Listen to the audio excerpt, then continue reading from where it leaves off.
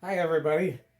Today, my friend Ed Enstrom, the organist at St. Olaf Lutheran Church in Minneapolis, and I had lunch together at his house, and then we picked and played some tunes at his house with his piano and my guitar. Then we went across the street to St. Olaf Lutheran Church and decided to fix a couple of things on the organ. A couple of pipes were way out of tune, and a couple of them didn't play at all. And we also wanted to go over some parts of a piece that he's going to play this Sunday. You might like to tune into Facebook and tune in and see the service. It's going to be the entrance hymn. And so we worked on that. I got some of the reeds in the organ that were out of tune, some of those big reeds that I love, those Baroque reeds from the Spanish organs, and I think you'll like the sound of those reeds now that they're tuned up. And that's how he begins the piece, with a fanfare. So it was fun to tinker around. I just love hanging around that old church, fixing things. It's so nice to have a place to go to putter around. The people love you. We have a good time with the pastor and the parishioners. It's just a nice old church. The congregation was founded in 1886, and the church was built in 1912. And so it's fun to fix things around there. So these are just some pieces and some stuff hanging around with the organ. And so I hope you enjoy this as much as Ed and I enjoy doing this stuff. So thanks for watching, and if you'd like, I'd like to hear your comments on it. We're going to do more organ work. There's some major work coming up this spring. We have finally begun to get some money together. So we have a $2,000 repair project for this organ coming up this summer, but we still need to raise some more money, so it's coming. But it's working good enough now where it's fit to play. Okay, enjoy. Hi, everybody. Phil here with my buddy Ed, the organist over at St. Olaf Lutheran Church in good old North Minneapolis.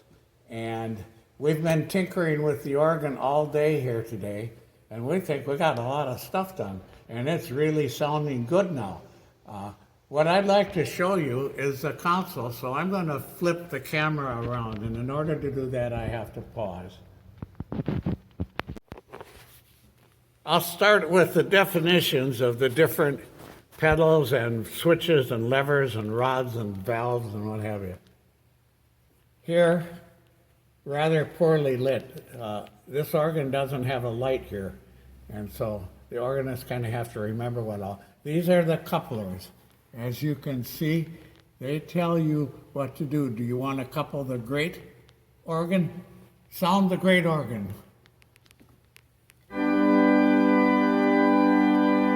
And if you couple that to the pedal, and you have a pedal stop or 2 or 4 turned on, when this coupler is connected, it will connect the pedal organ, which also is on lit, with the great organ. So go ahead, play something now with the great organ.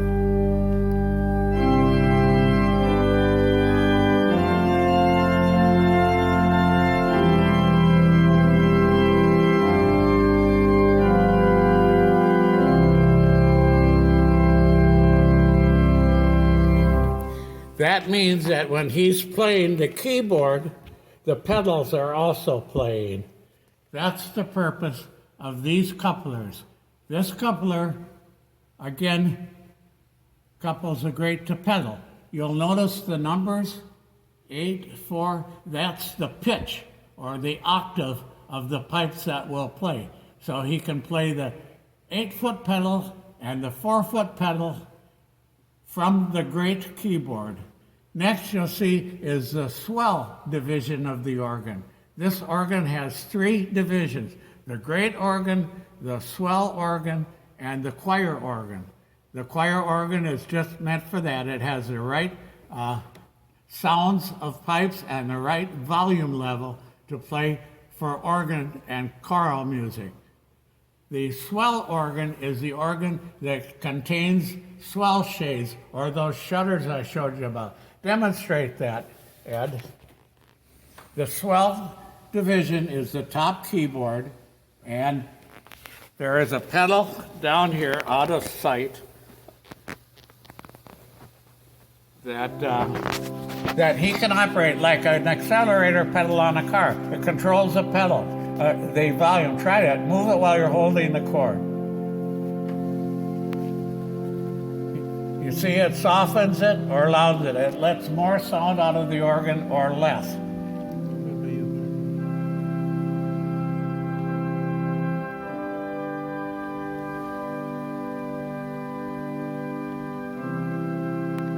I can't show it to you because we don't have a light, but he was moving the pedal up and down, just like you would move your accelerator pedal on your car to go faster or slower. He's moving the pedal to enclose the sound behind swell shades or shutters.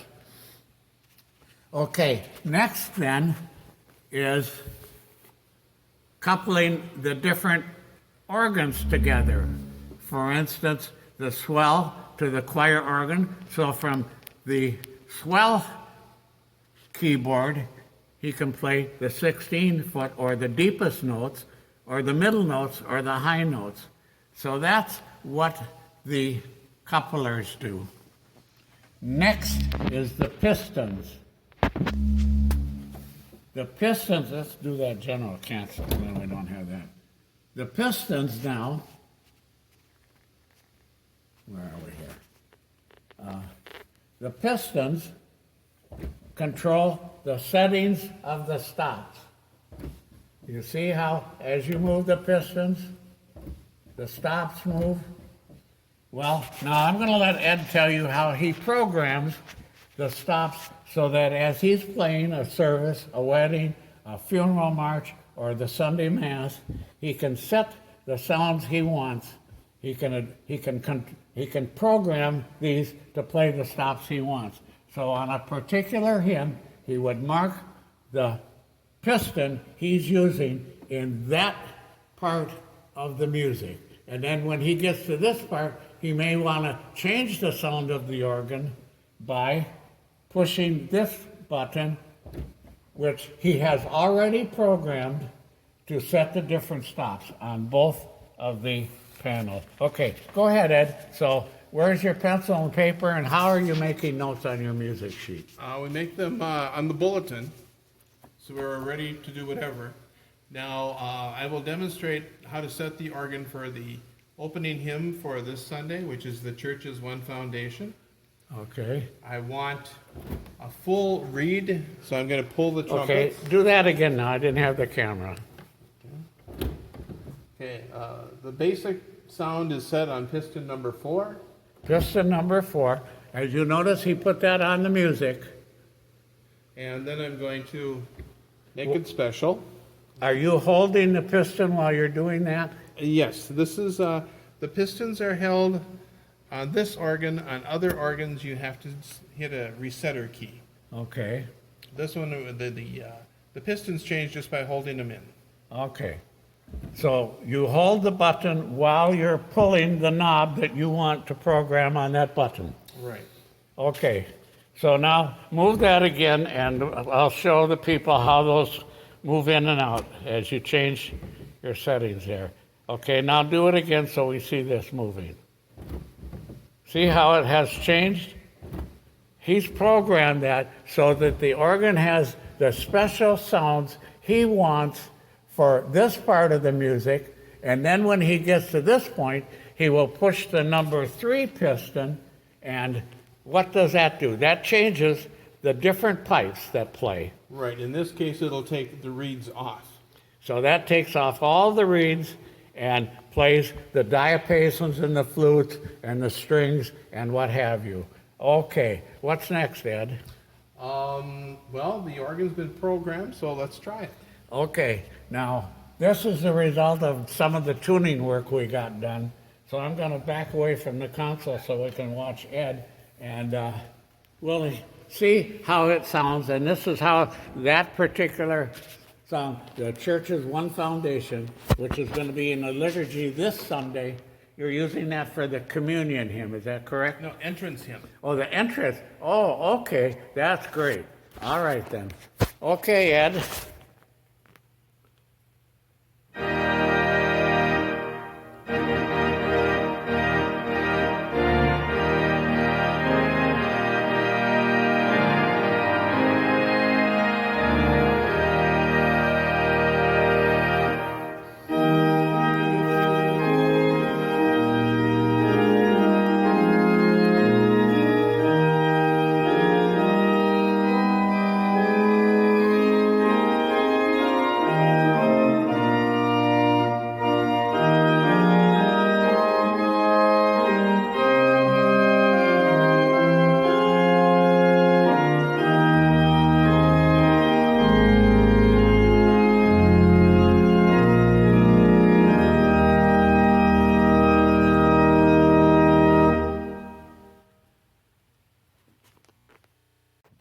Okay, so what we heard Ed play was the introduction, the fanfare, with the organ reeds coupled to the choir, or to the swell organ, right? Mm-hmm. To the swell keyboard.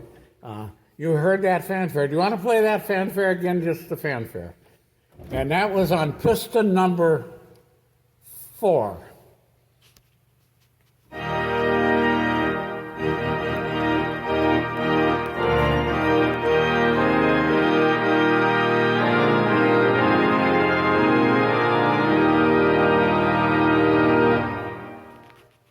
Then he begins the song on piston number 3, which is what? What stops?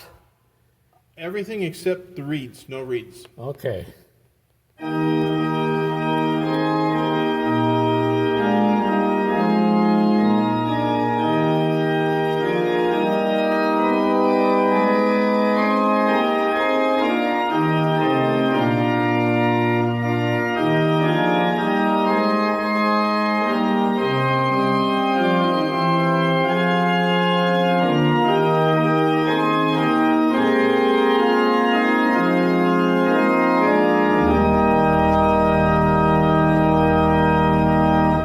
Open the shades. Okay, some of them opened, some of them didn't. That's our next project, folks, is half the swell shades aren't moving. Okay. I'm in the middle of the sanctuary now, and we're going to hear the organ from the congregation's point of view. Ed is up in the balcony with his back to us. That glare that you see near his neck is the music sheet light. Off to my left, your left too actually, is the swell organ. That's the organ that contains the shades or the shutters that keep the sound in or let the sound out. The next thing you see is the center and the beautiful mural of Christ. And then over here is the great organ. And this carries all the big loud booming pipes and the pedal pipes, the 8 and 16-foot pedal pipes. So this is from the center of the console. Okay, Ed.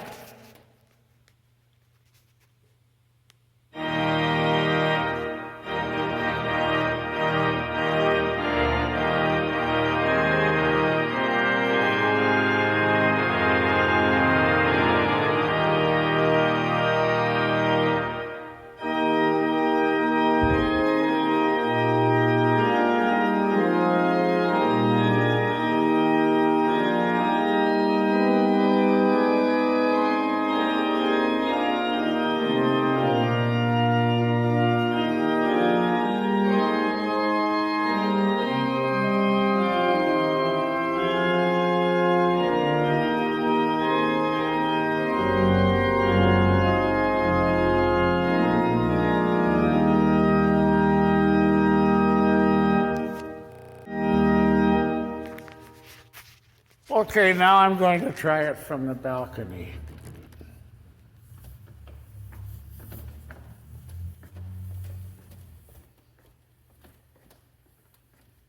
I can hear one pipe that chirps. You got one that's way out of kilter. Is that the one you were talking about? No, that was over the chamber. Okay.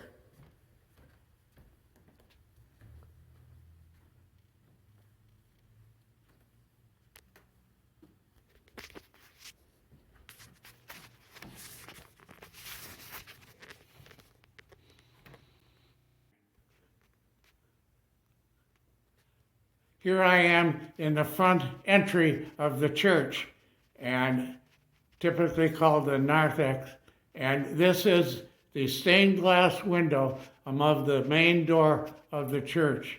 As you can see, the original Saint Olaf's apostrophe S. This is how this congregation was created in 1886, and this church was built in 1912. And this is the window above the entry.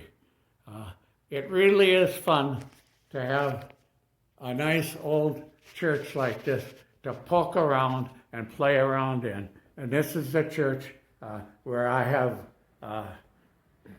repaired the steam heating system, and somebody put these covers on the radiators. I know it's dark. I may be wasting my time with this. There is a camera light. I'll see if I can turn it on. Well, maybe that does help a little bit. So they cover up the old radiators with these fancy cabinets, which keeps heat in. But this is the front entry. And again, we see some of the old plaques.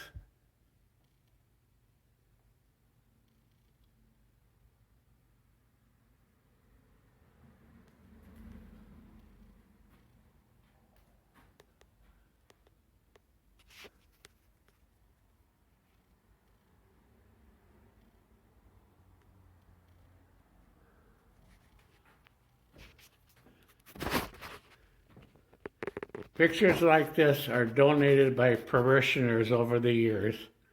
Some of these could be 150, 200 years old. They've been in the family, and as the family passes on, some of these things get to the church.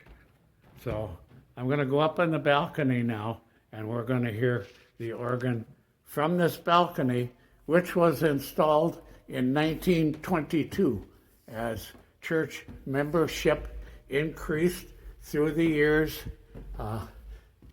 Most churches had to expand or new parishes were created. This was an old parish that expanded. They built a balcony right over the main sanctuary. And this balcony is classic. And are there any light switches up here, Ed? Okay, I guess this wasn't a good idea trying to do this. And I may not even show this. But now we're going to hear the organ from the balcony.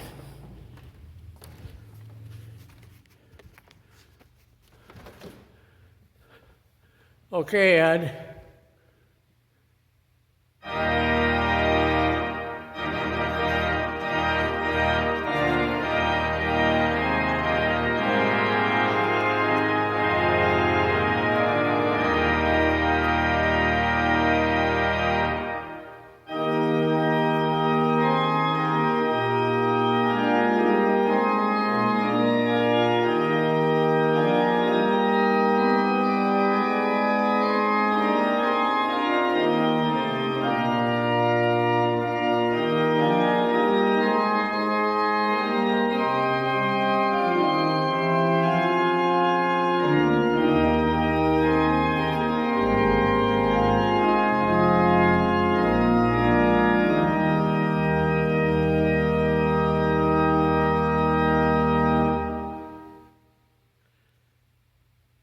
Thank you, Ed.